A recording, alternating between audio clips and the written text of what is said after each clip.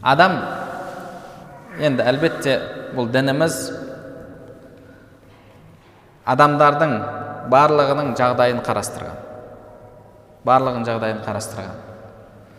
Дініміз кемел болуға, түрлі кемшіліктерден арылуға шақырады. Дінімізде қарайтын болсақ, ашуланған кезде кешіру, мейірімді болу, бұның барлығы айтылады. Бірақ адам әрдайым кешіре алады ма? Адамдардың барлығы кешіру деңгейінде ме? Әлбетте олай емес. Құранда Алла субханаху тағала «Инналлаха я'муру бил адли вал ихсан». Алла әділдікті бұйырады және ихсанды бұйырады деді. Әділдік дегеніміз бұл біреу менің ақымды жеді, одан ақымды қайтарамын. Біреу маған зұлымдық жасады, одан кек аламын. Яғни біреудің ақысын жемеймін және ақымды біреуге жегізбеймін деген бұл әділдік. Одан жоғары деңгей бар, бұл ихсан деңгейі. Ихсан деңгейі жамандыққа жақсылықпен қайтару. Яғни бірінші әділдікке бұйырады. Бұл жалпы адамдарға қатысты. Адамдардың барлығы кешіріп беріп, барлығы тек қана ақиретін ойлап жүретін адамдар болу, әлбетте бұл қоғамда қиын дүние. Барлық адамдардың бірдей сондай болып кетуі. Бірінші, қолдан келсе, әлгі кемел деңгейде болу керек. Оған шамаң жетпесе, онда әділдік деңгейінде болу керек, одан төмен түспеу керек. Одан төмен түссең, ол зұлымдық болады. Зұлымдық деңгейі бар, бұл харам деңгей. Одан кейінгі әділдік деңгейі бар, одан кейін ихсан, фадл деңгейі бар. Біздің қазіргі айтып жатқанымыз бұның барлығы әлбетте фадл, яғни ихсан деңгейі. Бірақ адам ол деңгейге шыға алмаса, онда ақысын алуына болады ма ашуланған кезде? Қаншалық деңгейде ақысын алуға болады? Егер біреу сізге бір сөз айтатын болса, соның деңгейінде жауап беру, бұл дінімізде егер ол сөз негізінде қайтарылмаған сөз болатын болса, онда рұқсат.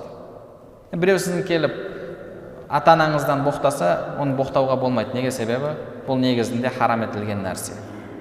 Бірақ біреу ақымақ деді, өзің ақымақ деп. Біреу сізге бір сондай сөзді айтты, оған жауап беру, әлбетте егер сол адамның сізді ашуландырған, келіп сізді балағаттап жатқан адамның сөзінің деңгейінде болатын болса, одан асып кетпесе, шариғат оған рұқсат береді. Бірде Әбу Бәкір радиаллаху анхуды бір кісі келіп балағаттады. Әртүрлі сөздерді айтып жатыр еді. Әбу Бәкір радиаллаху анху демей тұрды. Бір кезде жауап берді. Пайғамбарымыз саллаллаху алейхи ва саллям оған неге жауап бердің деген жоқ. Ол жерге шайтан келді, саған періште, сенің орнына періште жауап беріп тұр еді деді. Бірақ оған жауап берме деп айтқан жоқ. Және пайғамбарымыз саллаллаху алейхи ва саллям өзінің хадисінде Әл-Мустаббани ма қала фа'алал-бади'i минхума. Яғни, егер екі адам бір-біріне ауыр сөздер айтатын болса, онда оның негізі күнәсі бірінші бастаушы адамға болады. Хатта я'тади әл-мазлум. Зұлымдық шеккен адам шектен шықпайынша дейді. Шектен шықпай тек қана соның сөзіне, сөзбен, соның деңгейінде жауап беріп жатса, бұл дінімізде рұқсат болып есептеледі. Бірақ бұл деген сөз, яғни ол ғайбат айтса ғайбат айту, ол өсек айтса өсек айту емес. Тек қана соның өзімен келген кезде сөзіне сөз қайтару болып есептеледі. Пайғамбарымыз саллаллаху алейхи ва саллям сахабаларына қарайтын болсақ, яғни ашуланған кезде кейбір айтқан сөздер бар. Ол пәленшінің, ол пәленші тайпадан ғой, немесе ол да бір мынандай адам ғой деген секілді бір сондай сөздерді айтып жауап қайтарған, бірақ ол сөзі ақиқат шеңберінде болған сөз. Имам Муслим рахмахулла келтірген хадисте пайғамбарымыз саллаллаху алейхи ва салламның әйелдері Айша анамызға шағымданып, Айша анамыздың үстінен шағымданып, пайғамбарымызға Фатима анамыз жібереді. Фатима анамыз барып пайғамбарымызға шағымданады. Басқа әйелдер былай айтып жатыр деп. Сонда пайғамбарымыз саллаллаху алейхи ва саллям айтады: сен әкең жақсы көрген, Алланың елшісі жақсы көрген нәрсені жақсы көргің келеді ме? Иә деді. Онда Айшаны жақсы көр деді. Сөйтіп қайтып кетеді. Фатима анамыз жұмсақ болған, басқа елдер айтады, сен істі бітірмедің дейді да, қаттырақ бағанағы сөйлейтін, керек сөзді айтып қалатын адам деп Зайнаб бин Жахш радиаллаху анханы жібереді. Ол кісі барады да шағымданып сөздерді айтады. Ана ол андай, ол мынандай деп пайғамбарымыз саллаллаху алейхи вассалам. Мен пайғамбарымыз саллаллаху алейхи вассалам жанында қарап тұрдым дейді Айша анамыз. Сөзді біткен кезде маған бұрылып қарады деді, айтатын сөзің бар ма деді.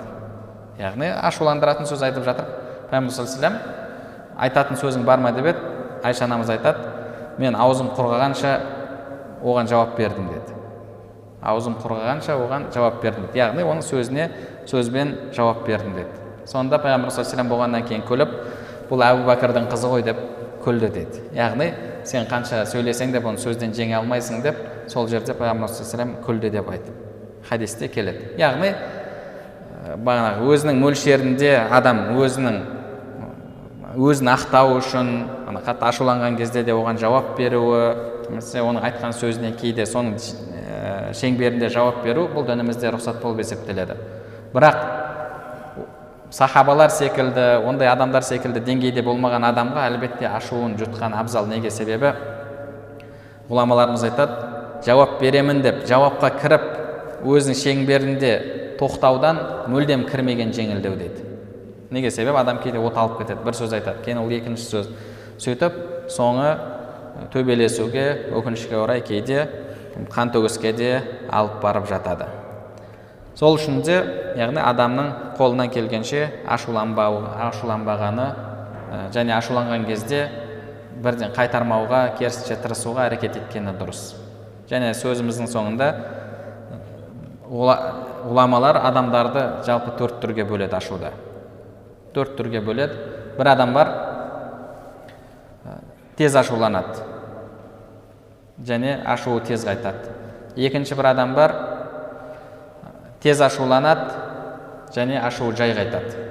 Бұл адамдардың ішіндегі ең жаманы. Және жай өте баяу ашуланып, ашуы тез қайтатыны бар.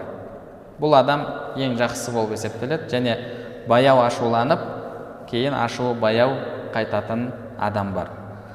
Адам тез ашуланып, ашуы баяу тарқайтын адам болмауы керек. Қолдан келсе, ашуланып жатса, онда тез ашуланып, бірақ әлгі біз айтып кеткен нәрселерді жүректен өткізіп, ашуланбаудың абзалдығы жайында, кешірудің абзалдығы жайында ойланып, ашуын тез басатын адамнан болу керек. Бұл жалпы ашуға қатысты ғұламаларымыздың айтқан мәселелері. Алла нәсіп етсе, келесі дәрісімізде